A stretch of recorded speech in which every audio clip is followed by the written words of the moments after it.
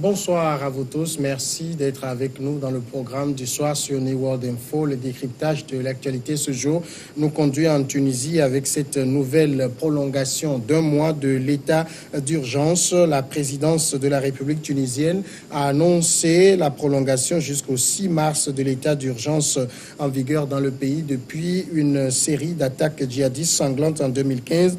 Le chef de l'État tunisien, Béji Caïd Essebsi, a décidé de prolonger l'état d'urgence d'un mois du 5 février au 6 mars après consultation du chef du gouvernement et du président de l'Assemblée des représentants du peuple. C'est ce qu'a indiqué la présidence dans un bref communiqué. On va en parler avec Mamadou Diouf, notre éditorialiste. Bonsoir Mamadou Diouf. Bonsoir Samuel. La prolongation de l'état d'urgence en Tunisie, est-ce que ça montre clairement que le pays n'est pas encore arrivé à circonscrire la menace terroriste?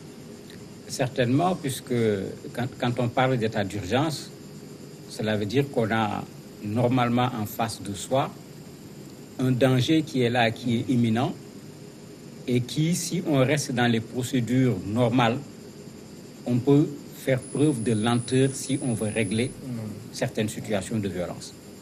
Raison pour laquelle, quand on décrète l'état d'urgence, il est clair que on trouve que la situation ne permet pas qu'on puisse laisser les forces de défense et de sécurité faire leur travail comme ils le faisaient habituellement. Il faut qu'on leur ouvre des voies, des raccourcis pour qu'ils puissent faire leur travail avec plus de rapidité pour pouvoir s'en prendre à ceux qui voudraient empêcher aux populations de vivre avec quiétude.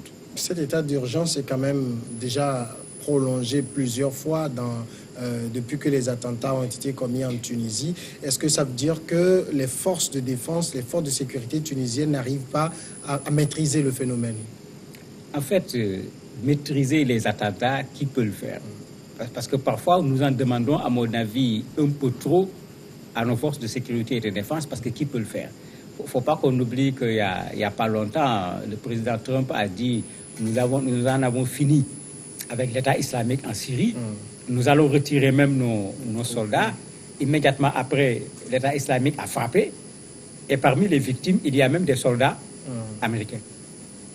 C'est un peu ça le problème, parce que est-ce que c'est le président tunisien, est-ce que c'est le président américain qui décrète que les terroristes ont arrêté leur action, alors qu'on ne nous a pas montré des terroristes qu'on a rattrapés tous, emprisonnés, mis quelque part, pour qu'on soit sûr qu'il n'y a plus quelqu'un pour aller faire du terrorisme. Et je me dis que c'est un peu aussi le problème de la Tunisie.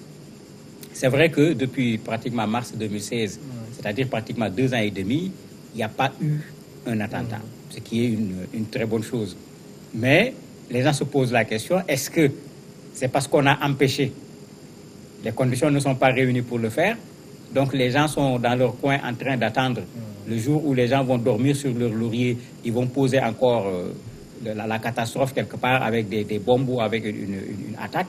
Ça fait que quand on est le premier responsable d'un pays, certainement, c'est très compliqué quand on arrive au terme de cet état d'urgence de devoir décider de continuer ou de lever, bien que ça pose également des problèmes de démocratie, parce qu'il y a une restriction des libertés de façon générale, pas seulement par rapport aux terroristes. Justement, c'est le débat qui se pose en Tunisie. Est-ce que cet état d'urgence ne donne pas lieu à des abus?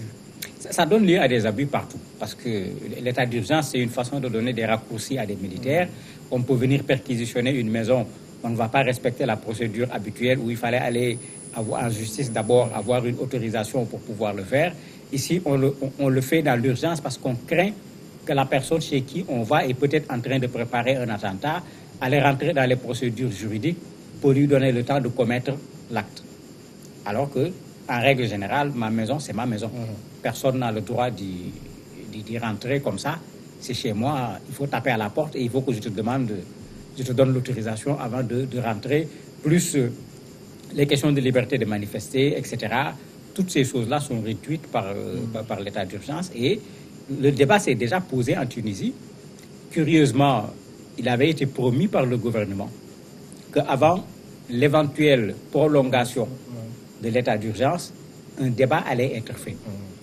Une des raisons, c'est que le décret date de 1978.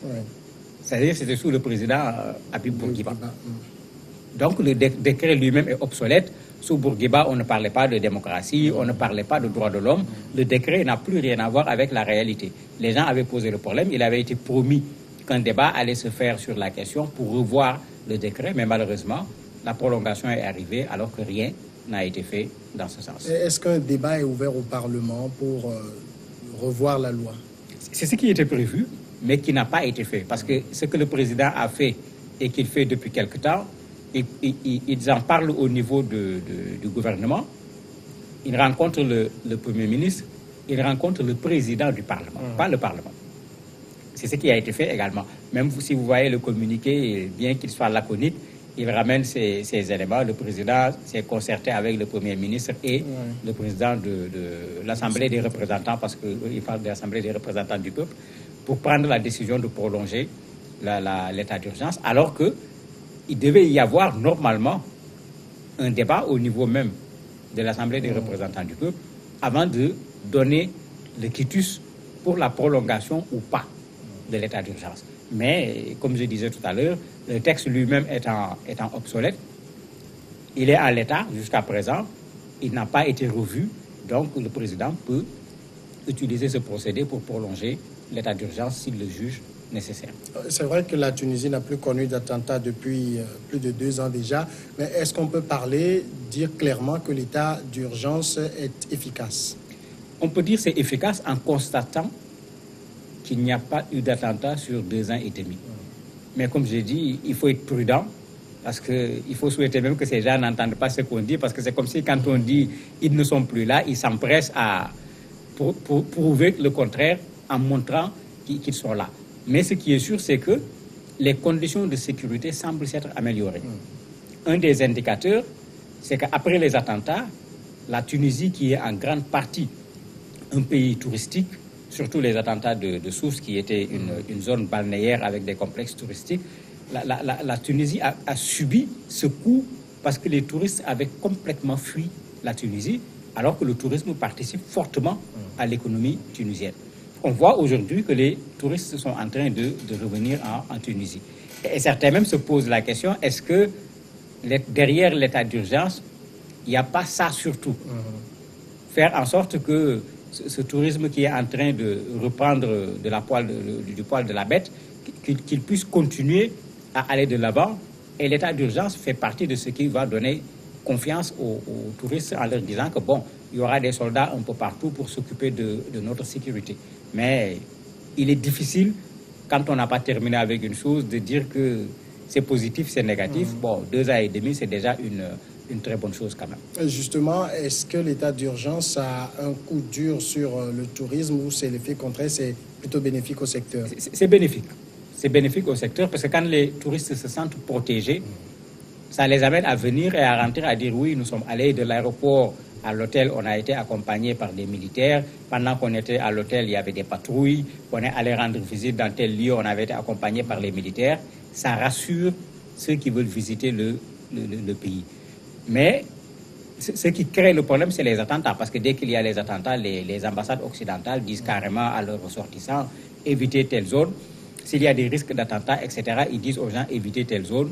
Et c'est là où ceux qui craignent pour leur vie, effectivement, préfèrent, dans ces conditions, ne pas aller vers la Tunisie, comme ça s'est fait en 2015, où beaucoup de complexes hôteliers ont été obligés de fermer boutique parce qu'il n'y avait plus un seul touriste. Cette année 2019, la Tunisie aura des élections présidentielles et législatives dans un État qui est en état d'urgence. Ça va être compliqué de faire campagne dans des conditions normales. Bon, puisqu'ils ont fait les campagnes avec les élections locales, la question avait été posée, ils ont laissé les gens se regrouper, ils ont laissé les meetings se dérouler, et Dieu merci, il n'y a pas eu de problème particulier. Certainement, ils vont aller dans le même sens. Ce qui est clair maintenant, c'est que les enjeux ne sont quand même pas les mêmes entre des élections locales, une élection présidentielle et des élections législatives. Donc, on peut effectivement se poser la question dans ce contexte d'état d'urgence, est-ce qu'il va y avoir des restrictions? Ou bien est-ce qu'on va créer des conditions de sécurité pour tous les meetings que les gens vont vouloir organiser, sécuriser l'ensemble de ces activités politiques? Il y a lieu effectivement de poser la question. Et certains même se disent qu'en fait, dans la prolongation de l'état d'urgence, il faut voir également cela sans compter que le parti au pouvoir lui-même est en train de se déchirer très fortement par rapport à la perspective de la présidentielle surtout. Que disent généralement les Tunisiens sur la prolongation de ces mesures? Ils sont particulièrement divisés. Il y en a qui vous disent que carrément, il y a des restrictions de liberté en regardant l'aspect démocratie, droit de l'homme.